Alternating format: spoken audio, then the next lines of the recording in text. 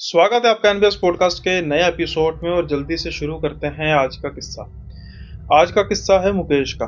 मुकेश बीकानेर का रहने वाला है और बीकानेर जैसा कि आप जानते ही होंगे कि बॉर्डर के पास का एरिया है, बहुत ज़्यादा डेवलप एरिया है नहीं। अब मुकेश की बहन की शादी होती है जयपुर में। काफ़ी धूमधाम से शादी की जाती है। रस्मो रिवाज राजस्थान के वैसे भी काफ़ी लंबे चौड़े रस्मो रिवाज होते हैं। सारे रस्मो रिवाजों को फॉलो किया जाता है। बारात जो है वो बीकानेर ही स्पेशल आती है इनके घर पे। तो पूरा ट्रेडिशनल वे से शादी की जाती है, क्योंकि जो जयपुर के परिवार थे जिनमें इनकी बहन की शादी हुई थी, रह तो वो शहर में रहते लेकिन थे वो भी ट्रेडिशनल काफ़ी अपने गांव से, अपने गांव की परंपराओं से जुड़े हुए थे। इसलिए जो कुछ भी हुआ किसी पैलेस में नहीं हुआ, लड़की वालों की तरफ से बीकानेर ही हुआ। लेकिन अब जब शादी होगी तो फिर उसके बाद कई बार रिसेप्शन भी होती है, क्योंकि बीकानेर और जो जयपुर का रास्ता है वो काफ़ी ज़्यादा लंबा रास्ता है और जहाँ तक मेरा ख्याल है कि बीच में काफ़ी सुनसान रास्ते भी आते हैं, तो लंबी चौड़ी बारात को तो लेकर जाया नहीं जा सकता था। तो लड़के वालों ने फिर प्लान किया होगा कि भाई हम जयपुर में रिसेप्शन रखेंगे और जो नहीं जा सके, जिनको हम बारात के लिए इनवाइट नहीं कर सके, उनको इनवाइट करेंगे अपनी ओर से। अब मुकेश को अपने परिवार समेत जाना था रिसेप्शन पे, जो कि बीकानेर से जयपुर का था। वैसे तो उन्होंने जितने भी रिश्तेदार थे सबको आमंत्रित किया था, लेकिन हर कोई तो जा नहीं सकता था इतनी लंबी दूरी तय करके। तो फिर इन्होंने डिसाइड किया कि एक बस की जाएगी और बस में अपने हिसाब से इन्होंने डिसाइड कर लिया जितने भी लोग आ सकते हैं, 30, 40, 50। उस हिसाब से इन्होंने अपने जो रिश्तेदार हैं वो चुन लिए, क्योंकि वापसी में भी जो है वो रिश्तेदारों ने, एक आधे दो रिश्तेदार जो लड़की के साथ गए थे उन्होंने भी आना था, तो उस हिसाब से इन्होंने अपनी सेटिंग सारी कर ली। अब ये चल पड़ते हैं जयपुर की ओर। जो ड्राइवर था, मुकेश की जो बड़ी बहन है उनके पति यानी कि इनके बड़े जीजा जी ने ड्राइवर वगैरह जो भी बस का अरेंजमेंट किया था, कि उनकी कोई जान पहचान वाला था ट्रैवल में, तो उन्होंने किया था, तो पूरी तसल्ली थी। हालांकि जो ड्राइवर था वो कुछ बुजुर्ग था, लेकिन अब एक्सपीरियंस जो है वो भी मायने रखता है, क्योंकि रास्ता जो है थोड़ा सा सुनसान था। हालांकि थोड़ा सा इनके लिए शॉकिंग ये था कि वो जो ड्राइवर थे वो पहली बार जयपुर की तरफ जा रहे थे। अब बीकानेर से जयपुर की तरफ हाईवे तो होगा, लेकिन कई ऐसे रास्ते भी होंगे जो काफ़ी ज़्यादा सुनसान होंगे। इनके साथ हुआ भी है। वैसे अगर देखा जाए तो कुछ 6 घंटे के आसपास का रास्ता है, लेकिन इनको तकरीबन 7-8 घंटे लग गए। ना जाने कौन कौन से सुनसान रास्तों से ये होकर गए। इनको तो शक रहा कि भाई ड्राइवर को पता भी है कुछ कि नहीं। हालांकि ड्राइवर तो वैसे खुद ही कह चुका था कि वो इन रास्ते से पहली बार जा रहा है, तो बीच में ये जीपीएस वगैरह का भी प्रयोग करते रहे, लेकिन रास्ते में कुछ ऐसे पॉइंट्स थे जहां पर जीपीएस भी काम नहीं कर रहा था, नेटवर्क भी नहीं था। तो फिर ये थे भगवान भरोसे, लेकिन जैसे तैसे करके ये जयपुर पहुंच गए। अब जयपुर पहुंचे, वहां पर इन्होंने रिसेप्शन अटेंड की। रिसेप्शन खत्म हुई रात की। अगले दिन तो लड़के वालों ने इनको नहीं आने दिया कि भाई आप इतनी दूर से आए हैं, रात के समय में ही रिसेप्शन के एंड टाइम पर आप पहुंचे हैं, तो फिर आप थोड़ी सी रेस्ट तो कीजिए। अब जब रेस्ट हुई, इनका प्रोग्राम होगा कि भाई हम ऐसा करेंगे, हम कुछ 1 बजे के आसपास चलेंगे दोपहर के समय में, और लेट से लेट भी 8 बजे के आसपास हम घर में पहुंच जाएंगे। लेकिन अब इतने लोग थे, 30-40 लोग, जैसे मैंने कहा कि मिलना, ये वो, खाना किसी ने पहले खाना शुरू किया, किसी ने बाद में, जैसा कि आमतौर पर जब कोई प्रोग्राम होता है वहां पर होता है वही हुआ और लेट हो गए। अब जब ये चलने की तैयारी कर रहे थे तो वैसे ही पूछते हैं ना जी, कौन सा रास्ता आपने फॉलो किया था, किस रास्ते से आए थे। तो नॉर्मल बात हुई कि भाई हम यहाँ यहाँ से होते आए हैं। ड्राइवर वैसे तो एक्सपर्ट है, लेकिन वो कह रहे थे कि वो इस रास्ते से पहली बार आए हैं, तो वो उसकी वजह से भी हम 2 घंटे के आसपास लेट हो गए।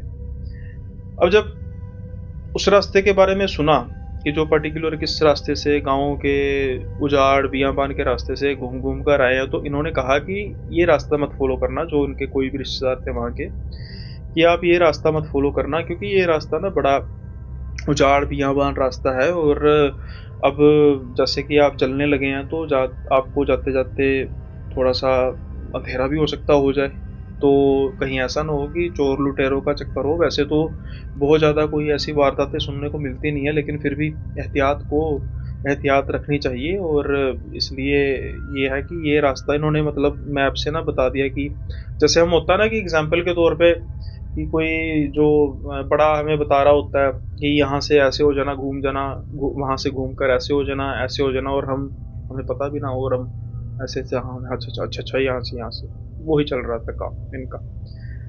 अब ड्राइवर को भी इन्होंने समझा दिया था और कुछ कुछ ड्राइवर को समझ लग गई होगी। हालांकि ये सब ड्राइवर के आश्रित थे कि भाई हमें तो समझा दिया, हमने तो सर हिला दिए, साथ में ड्राइवर भी खड़ा है, इनका तो भाई रोज का काम है, इनको रूट चलो पहली बार चाहे आया बट आइडिया तो होता है ना। तो ये चल पड़े। चलते चलते इनको 5 बज गए। हालांकि काफी ज्यादा रोकने की कोशिश की गई लड़के वालों की तरफ से कि भाई कल सुबह सुबह निकल जाना ताकि आप दिन दिन के समय में पहुंच जाओ। क्योंकि आप तो समझते ही हैं कि जब लड़की वाले के घर में जाया जाता है, लड़के वाले के घर में लड़की वालों के द्वारा, तो कोशिश की जाती है कि उन पर कम से कम बोझ डाला जाए। तो 30-40 लोग, रात का खाना, ये वो सब कुछ वो बोझ नहीं डालना चाहते थे, और किसी तरीके से बहाना करके, जैसे इनके बड़े जीजा जी ने बहाना कर दिया, जी मैंने तो कल काम पे भी जाना है, दुकानें भी खोलनी है, बड़ा कुछ कह कू के ये चल पड़े। अब जिस रास्ते से ये आए थे, ये इन्होंने वापसी की तरफ एक दूसरा रास्ता इख्तियार किया जो जो बताया गया था ड्राइवर को कि इस रास्ते से हमने निकलना है। अब उस रास्ते से जब चलते हैं तो देखते हैं कि सड़कें साफ हैं, दूसरे रास्ते की जो सड़कें हैं वो काफ़ी ज़्यादा ख़राब थी।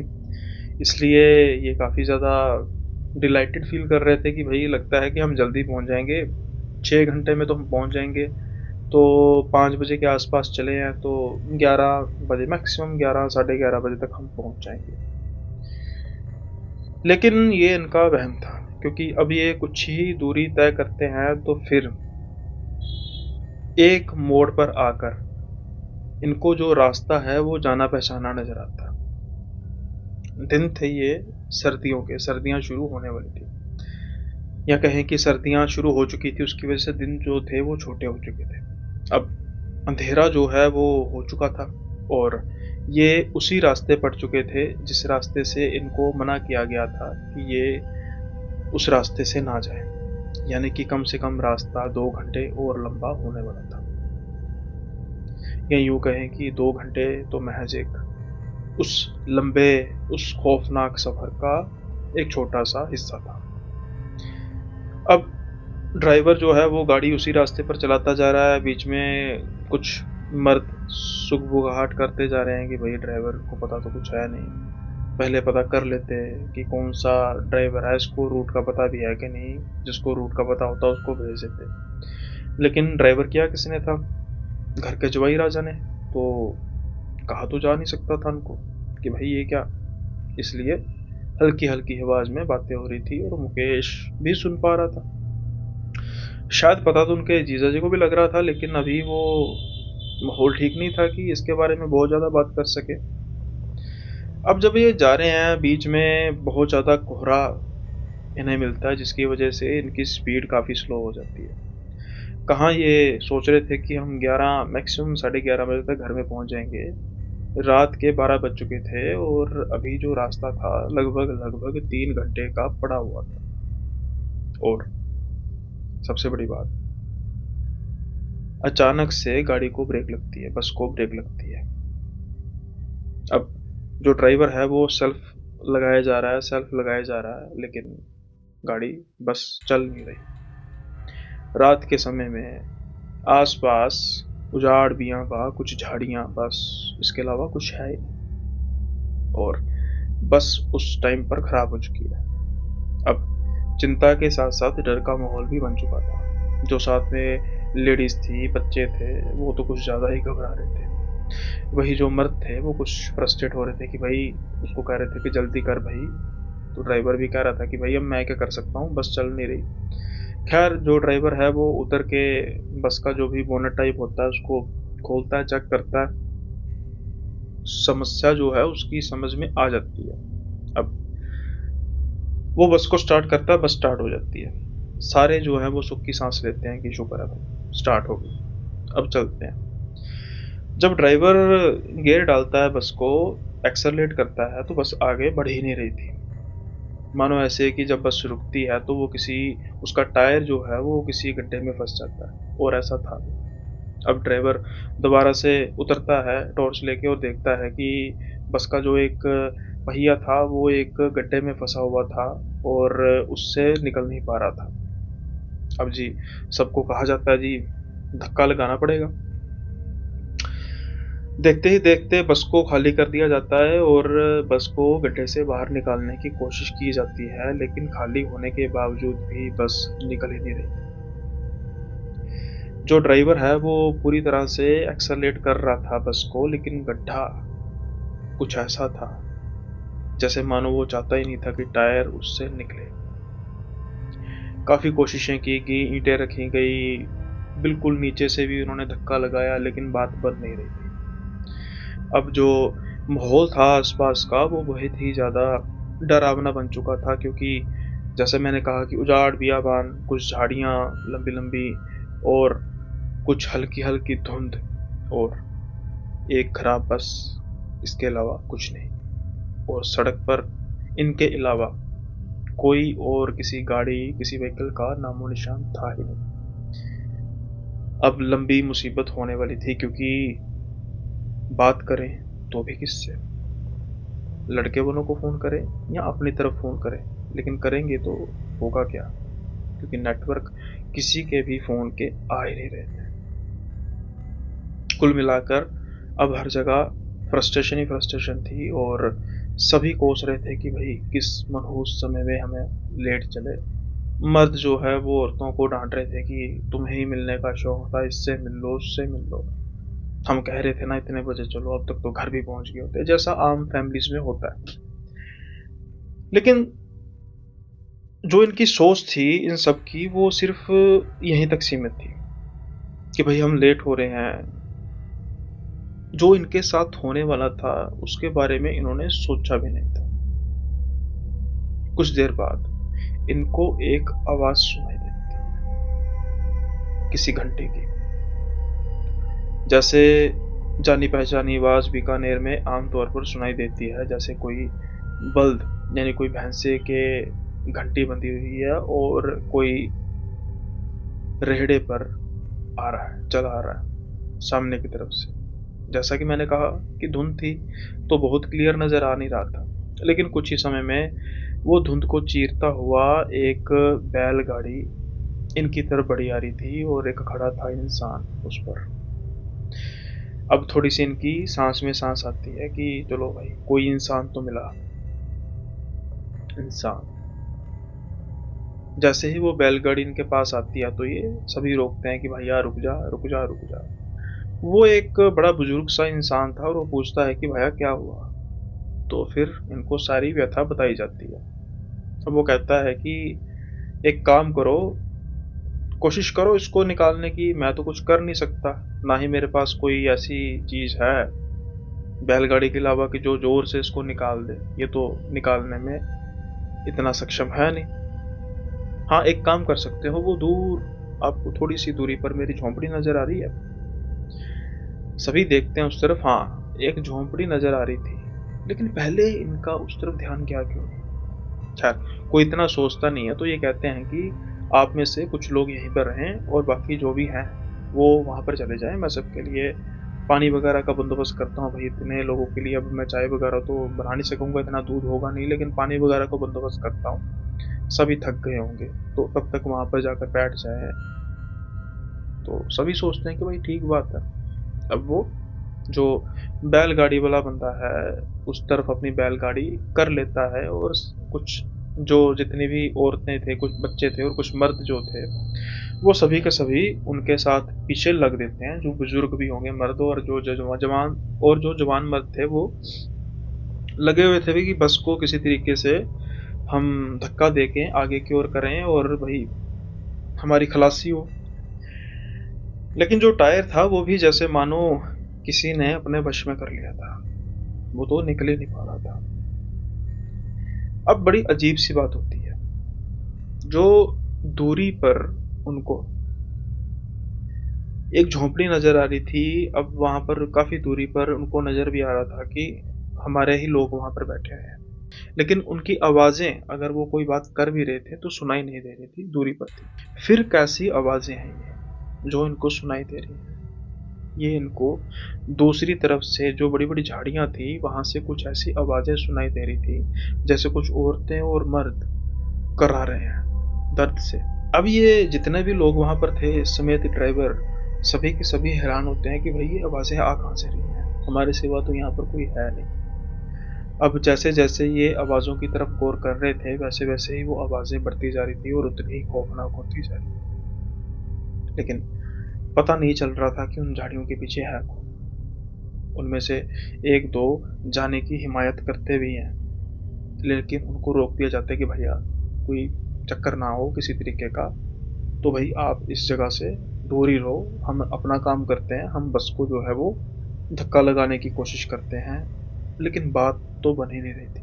अब देखते ही देखते फिर से घना कोहरा छा चुका था और जो आवाज़ें हैं, जो पहले इनको परेशान कर रही थी, अब इनको बहुत ज़्यादा डरा रही थी। ये सभी के सभी दुबक कर बस में बैठ जाते हैं। फिर इनको ख़्याल आता है कि भाई हमारे जो परिजन हैं, वो भी तो उस तरफ बैठे हुए हैं, लेकिन इतने घने कोहरे में वो भी नज़र नहीं आ रहे थे। फ़ोन किसी का लग नहीं रहा था क्योंकि नेटवर्क तो बिल्कुल डाउन थे। अब सारे पशोपेश में सारे फँसे हुए थे कि भई कौन जाए, वहाँ पर जाएँ कि नहीं? जाना तो चाहिए, ये हमारे रिश्तेदार हैं, लेकिन ये आवाज़ें कैसी आ रही हैं? जो बढ़ती जा रही हैं, जो ऐसे जैसे कोई बड़े दुःख में कर्रा रहा है। उनमें बच्चे भी शामिल थे, औरतें भी शामिल थीं, मर्द भी शामिल थे। लेकिन कुछ ही समय बाद उनको एक जानी-पहचानी आवाज़ सुनाई देती है। ये आवाज़ थी ट्रैक्टर की। कुछ दूरी से इनको नज़र आ रहा था सिर्फ़ हल्की-हल्की 2 रोशनियाँ कि एक ट्रैक्टर जो है वो चलता आ रहा है। अब जब सब टाइम देखते हैं इतने समय में कुछ 4 साढ़े 4 के आस-पास का समय हो चुका था। तो हो सकता है कि कोई किसान हो। अब जब ये देखते हैं कि भई ट्रैक्टर आ गया, ये भी अपने बस को स्टार्ट करते हैं जिससे बस की रोशनी आती है, तो जो शायद उनको भी थोड़ा-सा पता लगता है और धुंध जो है वो भी थोड़ी-सी छँटती है।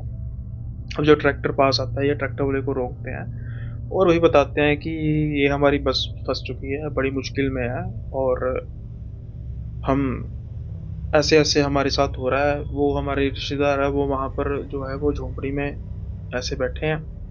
तो यहाँ से कुछ हमें ना आवाज़ें भी आ रही हैं, पता नहीं क्या चीज़ है। जो ट्रैक्टर पर ना 3 लोग सवार थे। उनमें से एक आदमी कहता है कि कौन सी झोंपड़ी में भाई? वो कहते हैं कि वहाँ पर वो झोंपड़ी अब धुंध में तुम्हें मतलब नज़र नहीं आ रही होगी। तो कहते हैं कि वो पता है ना रास्ता सा? कहते हैं हाँ, सामने तो है, रास्ता क्या है? बिल्कुल सामने तो है। तो वो कहते हैं हाँ, कोई बात नहीं। बड़े आराम से उसको कहते हैं कि तुम ना जल्दी से उनको सबको बुला लो। उनको कोई बस आ जाओ हम ट्रैक्टर से खींचते हैं बस को। अब जब उनको बुलाया जाता है सबको, तो ट्रैक्टर वाले जो पूछते हैं कि सभी आ गए? कोई रह तो नहीं गया?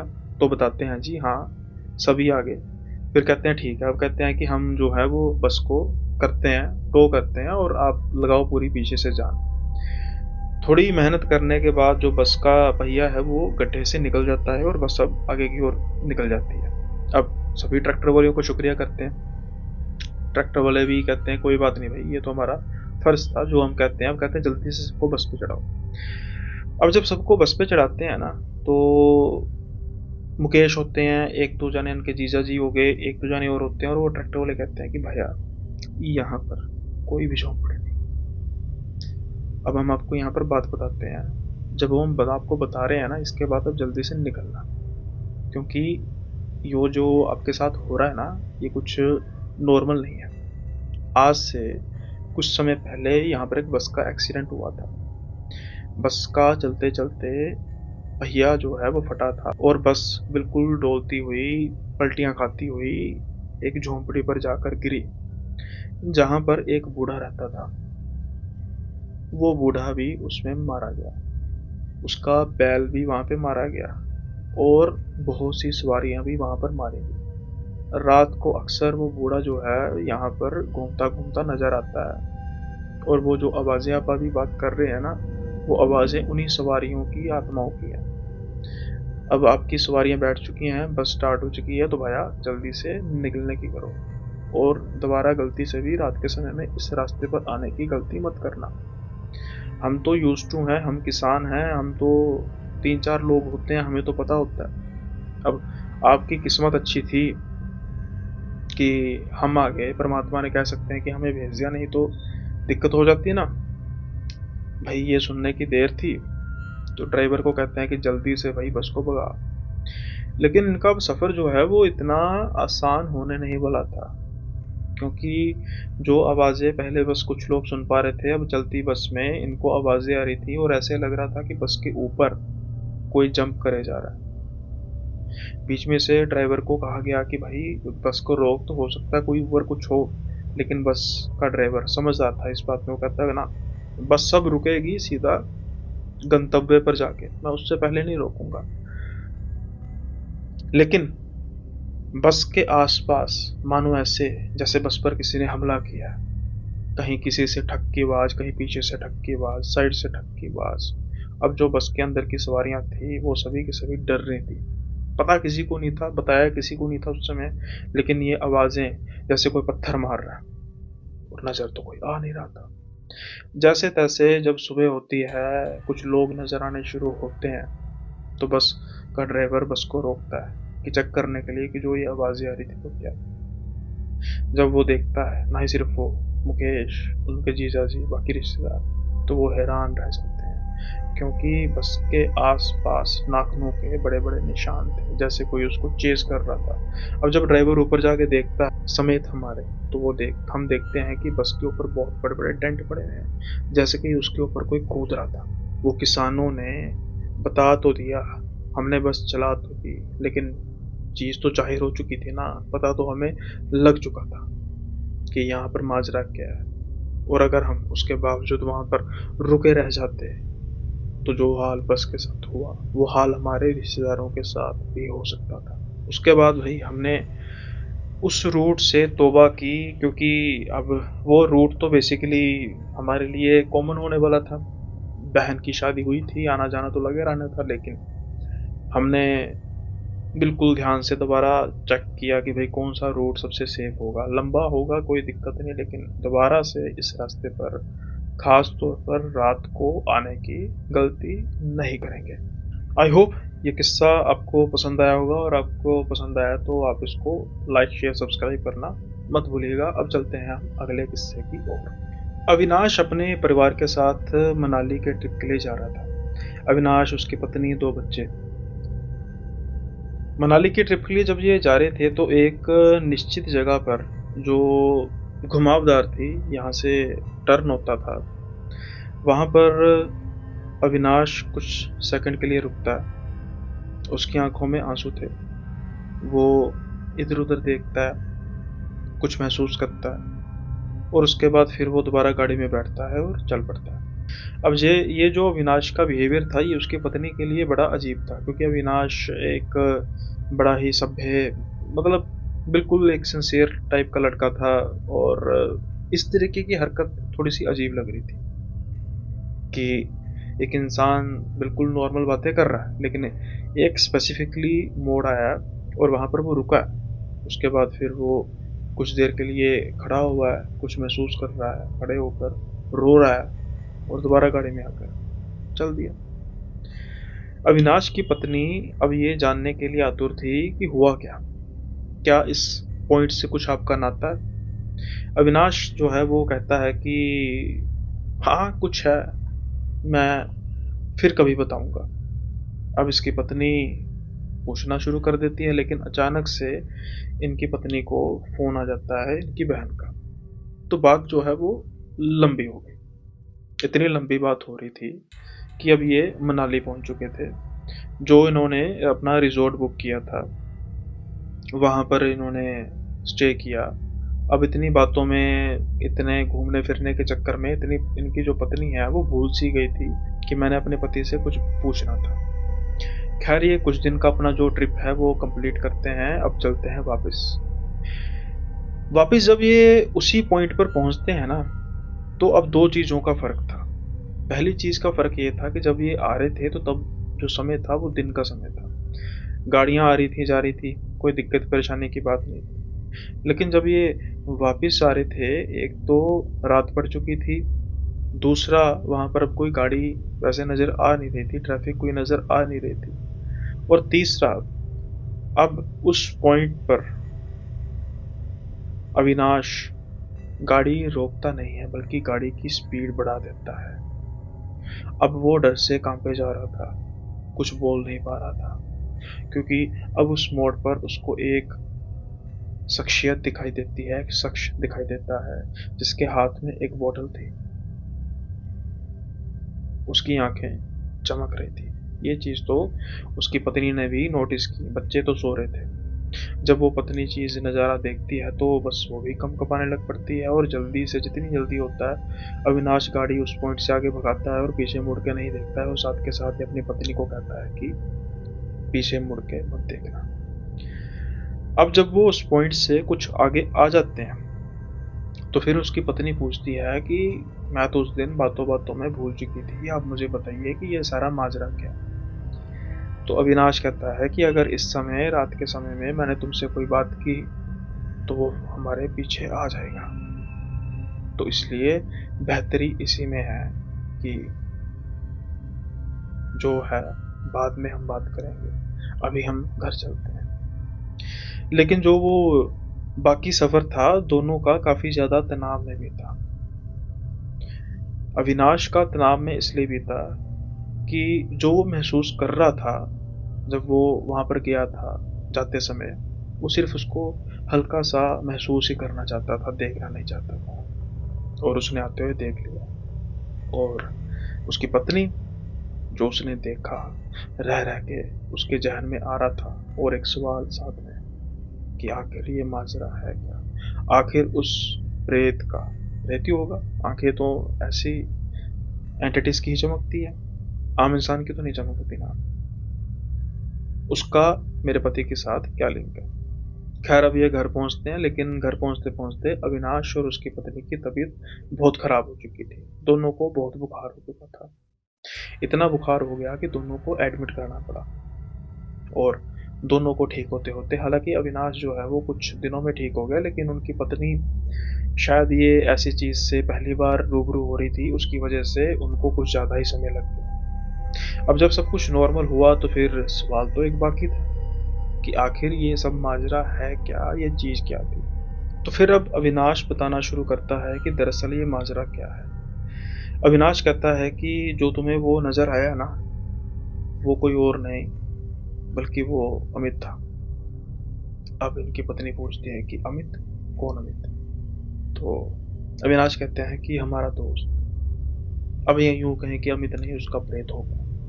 अब इसकी पत्नी को समझ तो लग नहीं रहा था कि भाई क्या तोड़ मरोड़ कर घुमाकर बातें कर रहे हो, जो बात करनी है सीधी बात करो। तो सीधी बात क्या थी? सीधी बात ये थी, ये कहते हैं कि आज से कुछ साल पहले जब हम कॉलेज से फ्री हुए थे तो हमने प्लान बनाया था मनाली जाने का।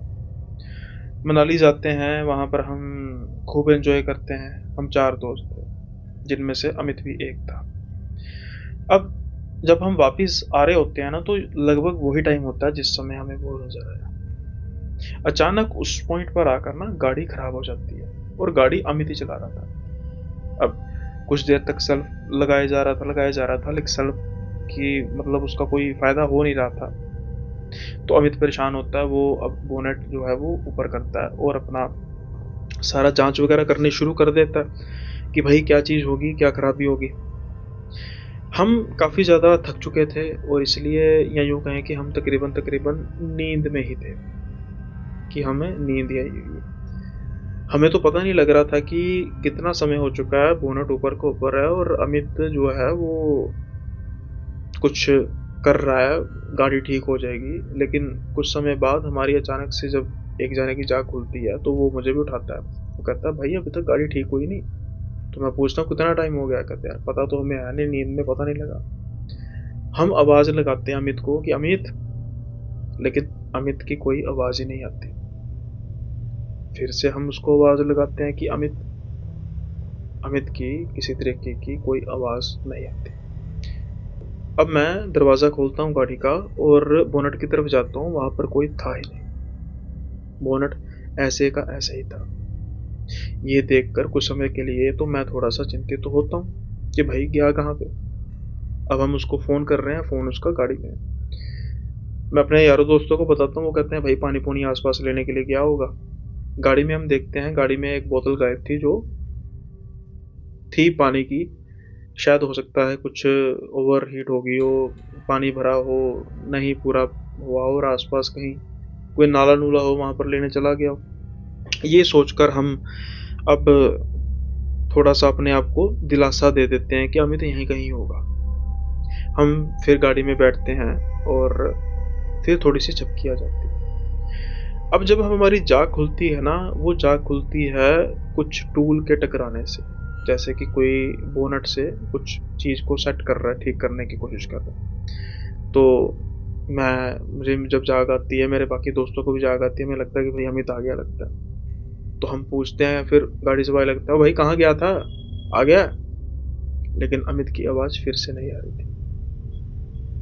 टूल्स की, यानी कि कुछ लोहे के टकराने की आवाज़ आ रही थी, जैसे कोई ठीक कर रहा है, पेच कस रहा है, कुछ कर रहा है, लेकिन अमित की आगे रिस्पॉन्स कोई आ ही नहीं रहा था। एक दो बार पूछने के बाद मैं थोड़ा सा गुस्से में आता हूँ, एक दो गाली निकालता हूँ और दरवाज़ा खोलता हूँ, बाहर जाता हूँ और देखता हूँ कि अमित वहाँ पर है ही नहीं। लेकिन फिर वो आवाज़ कहाँ से आ रही थी? मेरे जाते ही आवाज़ भी बंद हो गई। अब मैं जल्दी से गाड़ी के अंदर बैठता हूँ और दोनों को बताता हूँ कि भाई ये कांड है। जब इनको पता लगता है तो ये भी डर जाते हैं, लेकिन सबसे बड़ा सवाल था कि अमित है कहाँ पे? अब आप मानोगे कि वो बोनेट ऊपर था, वैसे ही खुला हुआ था। जैसे ही मैं गाड़ी के अंदर बैठता हूँ, उस बोनेट से, इंजन से फिर आवाज़ें आने लग पड़ी, जैसे कुछ कोई कर रहा है। लेकिन हम तीनों में से किसी के भी हिम्मत नहीं थी कि हम उस बोनेट की तरफ दोबारा जा सकें। आनन फानन में एक दोस्त आसपास के जो पुलिस स्टेशन होता है, सर्च करके नंबर फ़ोन करके जल्दी से उनको इत्तला करता है कि हमारी गाड़ी यहाँ पर ख़राब हो चुकी है। हमारा एक दोस्त है जो मिसिंग है, वो गाड़ी ठीक कर रहा था, हम नींद में थे, हमें पता नहीं लगा, लेकिन अब वो हमें कहीं नज़र नहीं आ रहा। कुछ देर बाद पुलिस आती है और वो मुआयना करती है। गाड़ी तो सच में ख़राब थी, गाड़ी स्टार्ट नहीं हो रही थी, लेकिन अमित क्या काम? अब शक की सुई तो हम पर भी थी कि भाई मार काट के कहीं फेंक तो नहीं दिया, लेकिन ऐसा हो कैसे सकता था? एक बात जो हमें बचा रही थी वो ये थी कि हमारी गाड़ी में डैश कैम लगा हुआ था और वो तब तक रिकॉर्ड कर रहा था जब तक वो बोनट को खोलता है और उसके बाद वो अपना कुछ कर रहा होता है और उसके बाद हमारी आवाज़ भी आ रही थी, सब कुछ आ रहा था, रिकॉर्डिंग सब कुछ थी, आवाज़ों की रिकॉर्डिंग जितना वीडियो थी, लेकिन अमित नज़र नहीं आ रहा था। अब चलता है सर्च अभियान। सर्च अभियान क्या चलना था, उसके बाद कभी अमित नजर ही नहीं आया। हमारा रो रो के बुरा हाल था, अमित के घर वालों का रो रो के बुरा हाल था, लेकिन अमित किसी को नजर नहीं आया। उसे जमीन निकल गई या आसमां खा गया, ये किसी को पता ही नहीं। जो आसपास जितना सर्च अभियान चला, कोई उन्होंने खाई नहीं छोड़ी, कोई आसपास का जंगल नहीं छोड़ा कि जानवर तो नहीं उठा के ले गया, खा तो नहीं गया, लेकिन एक छोटा सा अंश तो मिलता, उसकी चप्पल, जूते, कपड़ों के टुकड़े, मांस का टुकड़ा, कुछ तो मिलता, लेकिन आज तक कुछ नहीं मिला। इतने सालों में ये बात तो पक्की है कि वो जिंदा तो नहीं रहा होगा, उसके साथ जरूर कुछ ना कुछ हुआ है। और ये बात पक्की हो भी गई क्योंकि मैंने जो देखा, वो जो चमक रहा था, वैसी ही हाइट, वही बोतल, वो अमित, या यूं कहें कि अमित का प्रेत ही था। इसलिए मैंने बस गाड़ी भगाई और जब मैं पहले आ रहा था तो बस एक दोस्त को श्रद्धांजलि थी कि इसी पॉइंट पर हमारा प्यारा दोस्त गुम हुआ था और बाद में कभी नजर ही नहीं आया।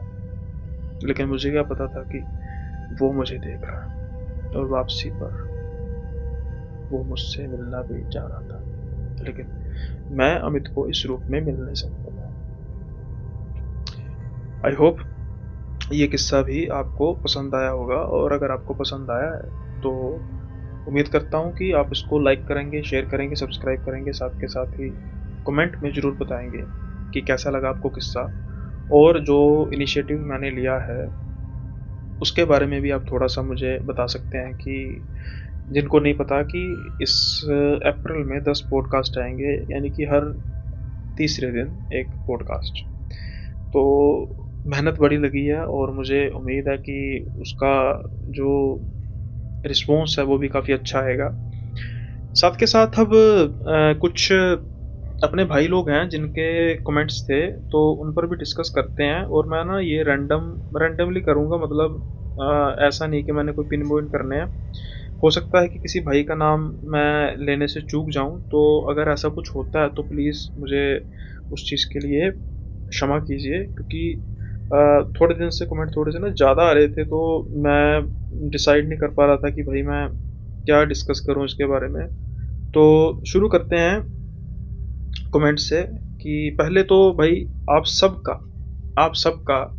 बहुत-बहुत धन्यवाद, जो परवीन भाई के साथ पॉडकास्ट आया था उसको आपने भरपूर प्यार दिया। ना ही सिर्फ़ व्यूज़, ना ही सिर्फ़ लाइक्स, बल्कि कमेंट्स में भी बहुत आपने उसका बढ़-चढ़ कर आपने सहयोग दिया, और यही एक कंटेंट क्रिएटर जो है वो एक्सपेक्ट करता है अपने व्यूअर से, और आपने वो बखूबी जो है वो निभाई अपनी ज़िम्मेदारी, उसके लिए बहुत-बहुत धन्यवाद। अब इसके अलावा फिर हम शुरू करते हैं जो आज के कुछ कमेंट्स हैं, तो उसके बारे में पढ़ते हैं। ये हैं भाई मोहम्मद अशान, ये कह रहे हैं कि भाई आप स्टोरी बहुत अच्छी सुनाते हैं और अच्छी भी होती है, बस मेरी एक शिकायत है कि आपकी स्टोरी में एंड कंप्लीट नहीं रहता कभी भी।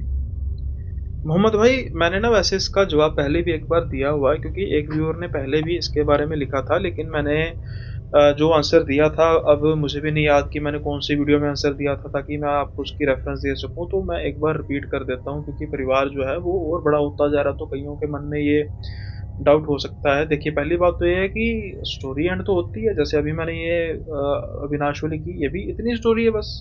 अब किस्से होते हैं ना, किसी के रियल लाइफ किस्से होते हैं, उसको फिर मैं एंड कैसे करूंगा? कोई किस्सा कंटिन्यूस चल भी रहा होता है, कई किस्से होते हैं जो जिनका अंत ही कुछ ऐसे होता है, मतलब फिल्म नहीं है ना, स्क्रिप्टेड नहीं है ना। अगर स्क्रिप्टेड हो तो फिर उनका अंत हो, समझ रहे हैं ना आप? लेट्स से मैंने कोई स्टोरी खुद ब खुद बनाई है या कहीं से मैंने कॉपी किया, तो उसका अंत मानो समझ में आता है कि अंत कर दिया। अदरवाइज जो है वो ही है, जो मैंने कहानी को कंक्लूड कर दिया है, किस्से को कंक्लूड कर दिया है, वही है। जितना मुझे बताया जाता है उतना ही मैं बताता हूँ अपने मन से, तो मैं वही कोई चीज़ लगाऊंगा नहीं। हाँ, अगर कोई ऐसी स्टोरी होगी जो फ़िक्शनल होगी, उसमें तो चलो अंत नज़र आता है, उसका उसका किस्सा समझ आता है, उसका कंक्लूज़न समझ आता है। लेकिन रियल लाइफ़ स्टोरी का अंत क्या है? लेट्स से कि अगर कोई पर्टिकुलर एग्ज़ाम्पल के तौर पे ये बस वाली जो पहली थी, तो उसमें अंत ही है और क्या, कि वो अपने घर भाई वापस आ गए, उनके साथ रास्ते में ये हुआ, दैट्स एंड। ये जो है, ये भी अपने घर आ गया, बुखार हुआ, बाद में किस्सा बताया कि ये हुआ था। अब अंत किस तरीके का आप अंत चाहते हो? कि कोई मर जाए, कोई जी जाए, मतलब आखिर में मिलाप हो जाए लड़के लड़की का, भाई वो तो फिल्मों में होता है ना। किस्सों कहानियों में जो किस्से होते हैं, खासतौर पे रियल लाइफ, उनका जो कंक्लूजन होता है वो इस तरीके का ही होता है। तो आप मेरी बात को समझिए, आपकी जो शिकायत है वो उसको मैंने एड्रेस कर दिया है, और भाई आप समझ सकते होंगे, और मेरी बात को अगर फिर भी अगर आपको कोई डाउट है तो आप प्लीज़ मुझे बता दीजिए कि ऐसा कुछ आप इत्तेफाक नहीं रखते, तो उस पर और डिस्कशन हो जाएगी, कोई ऐसी बात नहीं। इसके अलावा भाई हम लेते हैं एक दो और कमेंट। एक एक अपने व्यूअर हैं राजवंश सिंह जी, बड़े पुराने व्यूअर हैं, और उन्होंने कंसर्न जाहिर किया, और बहुत एक खुशी वाली मुझे बात है कि भाई शायद वो कोई कमेंट जो कर रहे थे, तो यूट्यूब की किसी पॉलिसी की वजह से वो रिफ्लेक्ट नहीं कर पा रहा था या पोस्ट नहीं हो पा रहा था, तो उन्होंने फिर मुझे स्पेशली इंस्टा पे कमेंट किया, जो अभी रिसेंटली परवीन भाई का आया था पॉडकास्ट। तो उसमें मैंने जब कहा था कि भाई, मैंने ये कहा था कि भाई अब बंदे को डर में भी ठरक नहीं भूलती, चुड़ैल भी हो तो तब भी।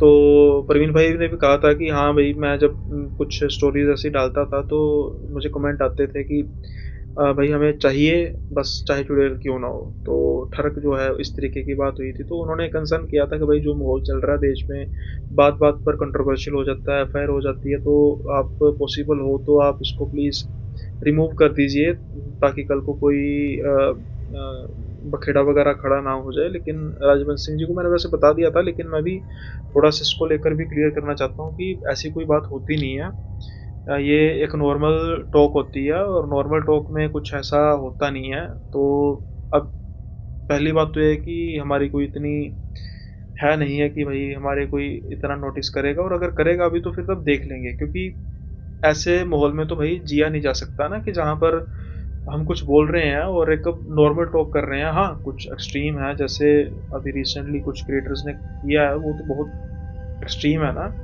जिसे कहते हैं कि वो मान के चलें कि हमारे एथिक्स के अगेंस्ट है। लेकिन ये एक कॉमन चीज़ है जो दर्शाती है कि समाज में किस तरीके के लोग रहते हैं, है ना, आमतौर पर क्या धारणा होती है समाज में। तो मुझे कोई ऐसा लगा नहीं। हाँ, आप में से किसी को अगर ऐसा लगा, कुछ ऑफेंडेड था, तो आप प्लीज़ मुझे बताइए। और वैसे मैंने प्रवीण भाई से भी इसके बारे में, जब हम करते हैं ना, अपलोड करते हैं, तो उसके पहले हम एक बार चेक कर लेते हैं तो कोई ऐसी चीज़ तो नहीं जिसको लेकर कोई चीज़ प्रॉब्लम क्रिएट कर सकती है। तो कुछ ऐसा उनको भी नहीं लगा और मुझे भी नहीं लगा। तो फिर भी आपने कंसर्न जो है व्यक्त किया, उसके लिए बहुत बहुत धन्यवाद राजवंत सिंह जी। और अ, आप जैसे लोग हैं तो हमें हमें एक ना सपोर्ट रहती है, कि भाइयों जैसी सपोर्ट रहती है, कि हाँ, आप सोच रहे हैं हमारे बारे में, आपको हमारी चिंता है, तो उसके लिए बहुत बहुत धन्यवाद। खैर, जो आज का एपिसोड है, इसको यहीं पर विराम लगाते हैं, और ज़रूर बताइएगा कैसा लगा एपिसोड। जल्दी मिलेंगे आपसे अगले एपिसोड में नए किस्सों के साथ। तब तक के लिए बाय बाय, अपना ख्याल रखिए।